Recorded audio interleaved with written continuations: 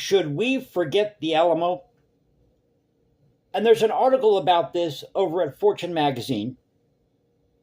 So welcome back to the channel, Culture Confederacy here. It's early Sunday morning. Now, I normally post a video Sunday nights, but I'm going to post one now, and I might do an additional video tonight. I don't know as of yet. But I'm going to do this video now since I have some downtime here at work.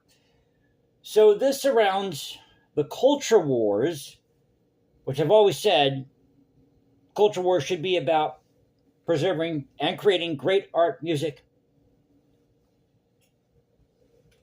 writing a great novel. That's culture. Not issues like abortion or gay marriage, or in some ways history.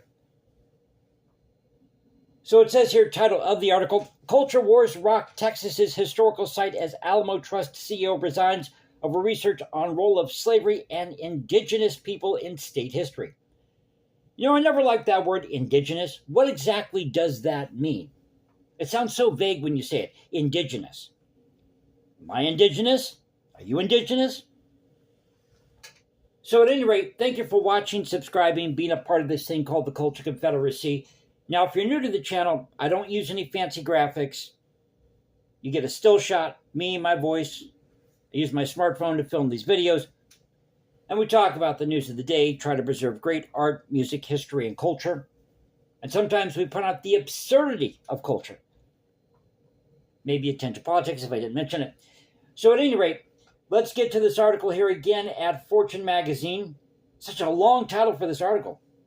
Again, title of the article, Culture Wars Rock Texas Historical Site as Alamo Trust CEO resigns over research on role of slavery, indigenous people in state history. This is by John Hanna via the Associated Press. Now, this came out yesterday, the 25th, October 25th. And they've got a picture here of the Texas state flag waving in front of the Alamo.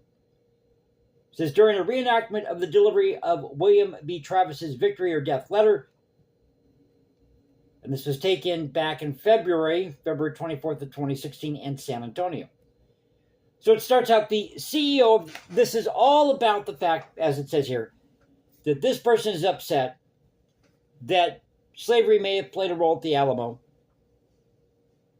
the mistreatment of slaves, indigenous people. But it says here, the CEO of the nonprofit managing the Alamo resigned after a powerful Republican state official criticized her publicly, suggesting that her views aren't compatible with the history of the Texas shrine. Now, I have a problem with that. You should never be treating a historical site as though it's a shrine. You can treat it as a place of remembrance, but it shouldn't be a shrine. You shouldn't be treating it like a religion. Kay Rogers said in a statement Friday that she had resigned the day before after Lieutenant Governor Dan Patrick wrote a letter to the Alamo Trust Board of Directors suggesting that she either resign or be removed.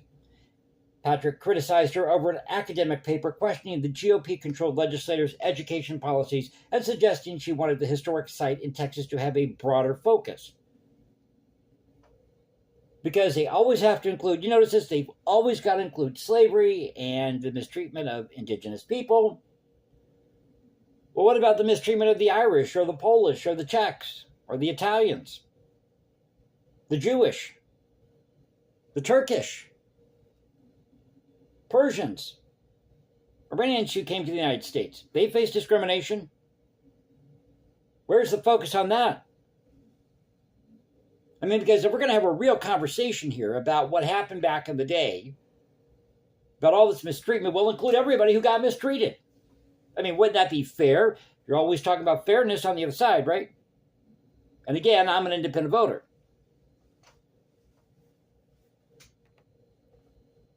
Quote, it was with mixed emotions that I resigned my post. Mixed emotions. She's got mixed emotions now. That's why she resigned. I'll tell you why she resigned. She resigned because she doesn't like the history as it is, you see. And she can't deal with it.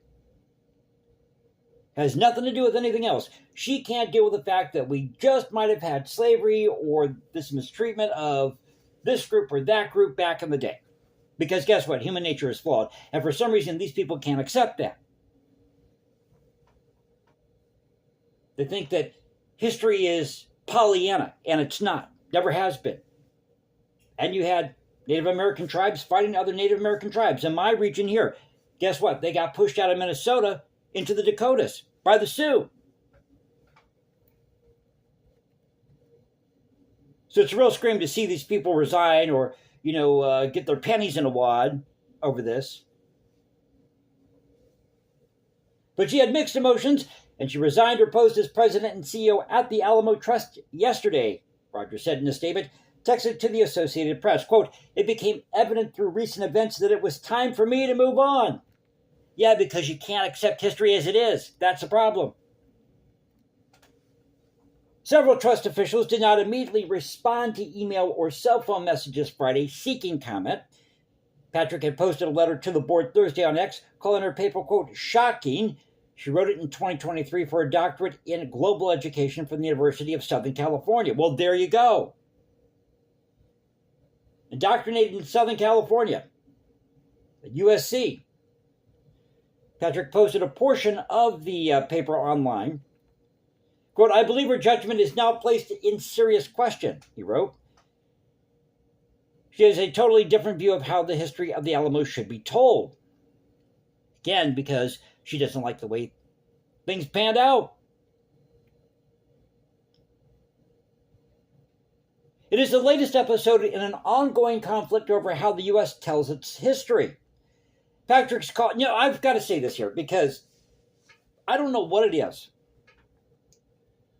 But when it comes to American history, these people are so hell-bent on exposing what happened with, let's say, slavery back in the 1850s, 1860s, or what happened here at the Alamo. But they don't like to talk about, notice this, they don't talk about what happened in ancient Rome. There was slavery in ancient Rome, ancient Greece, ancient Persia, Egypt. Everybody back in the day owned slaves. You had a lot of white indentured servants, like in the 1700s. Back indentured servitude, and I mentioned this way back, in a video way back. Indentured servitude lasted well into the 20th century. It lasted longer than slavery. Well, technically, slavery is still around in places like the Sudan. We never really got rid of it. Or the world has never really gotten rid of it, not the United States. I mean, we abolished it with the 13th Amendment. But there are issues surrounding that, the 13th Amendment, that nobody wants to talk about. But this is the latest episode in this ongoing conflict over how the U.S. tells its story. Patrick's call for Rogers' ouster follows President Donald Trump's pressure to get Smithsonian museums in Washington to put less emphasis on slavery and other darker parts of America's past. The Alamo, known as, quote, "the Shrine of Texas Liberty," draws more than 1.6 million visitors a year. The trust operates it under a contract with the Texas General Land Office, and the state plans to spend $400 million on a renovation with a new museum and visitor center set to open in 2027. Patrick presides over the Texas Senate. Why are you spending $400 million on this? It takes $400 million to do this renovation, really? $400 million now. Donald Trump could probably do it for half that, maybe a third of that. And I didn't vote for Trump. In San Antonio, Bexar County Judge Peter Sakai, S-A-K-A-I, the county's elected top administrator, decried Patrick's gross political interference, and that's in quotes, gross political interference. Well, here's an idea. Take the politics out of it. This shouldn't be a Republican or Democrat issue, liberal or conservative issue. In fact, this shouldn't be a historical issue. It should be, this is what happened. This is why it happened. We no longer live in that time period. That was us then. This is us now. We've learned our lesson. We've moved on. But some people just can't let this stuff go. Because, again, they're not happy with what happened because it didn't turn out the way that they wanted it. You see, it's not their narrative. We need to get politics out of our teaching of history, period, he said in a statement Friday. Let the kettle call the pot black, or however you say it. In the expert from her paper, Rogers noted the Texas legislators' quote-unquote conservative agenda in 2023, including bills to limit what could be taught about race and slavery in history courses. Politicians shouldn't be getting involved in this. But how will we get the parents involved in this? The parents vote on what they want taught in the schools. But the parents duke it out in these PTA meetings. Get the schools and the politicians out of it. There's an idea. Philosophically, I do not believe it is the role of politicians to determine what professional educators can or should teach in the classroom, she wrote. The paper also mentioned a 2021 book, Forget the Alamo, which challenges traditional historical narratives surrounding the 13-day siege of the Alamo during Texas's fight for independence from Mexico in 1836. But I'll tell you this, you look at any conflict through history, seriously, you look at any conflict through history, it's never about the thing. Even with slavery in the South, it was never really about slavery. Just like the American Revolution was never really about the revolution. There's always something behind the scenes. I use this as an example, and I know that this is going to ruffle a couple feathers here. Sorry, getting tongue-tied again. But us going to World War II, the United States getting involved in World War II. Did we go over there to free concentration camps? No. We got involved because we got attacked at Pearl Harbor by the Japanese, who were in bed with the Germans. I think the Russians at one point, or whoever it was, the axis of evil. So it's never again about the thing. There's always something under the surface. Rogers noted that the book argues that a central cause of the war was Anglo settlers' determination to keep slaves in bondage after Mexico largely abolished it. Texas won the war and was an independent republic until the U.S. annexed it in 1845. So the book argues that a central cause of the war was Anglo settlers' determination to keep slaves in bondage after Mexico largely abolished it. Now, slavery could have been an issue. Might have been an issue. But was that the only issue? Maybe the main issue was they wanted to be independent. They didn't want anything to do with Mexico.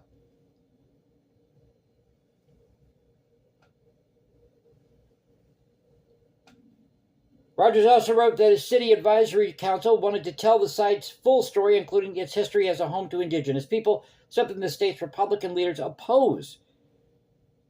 She said she would love the Alamo to be, quote, a place that brings people together versus tearing them apart.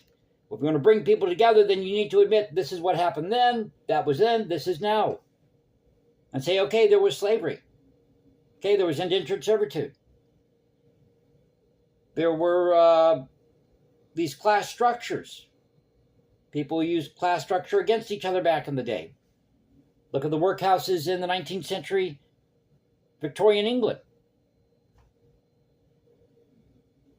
At the time, it was thought it was the best thing for the poorest of the poor. At least it was a step above being out in the manure-laced streets in England and London.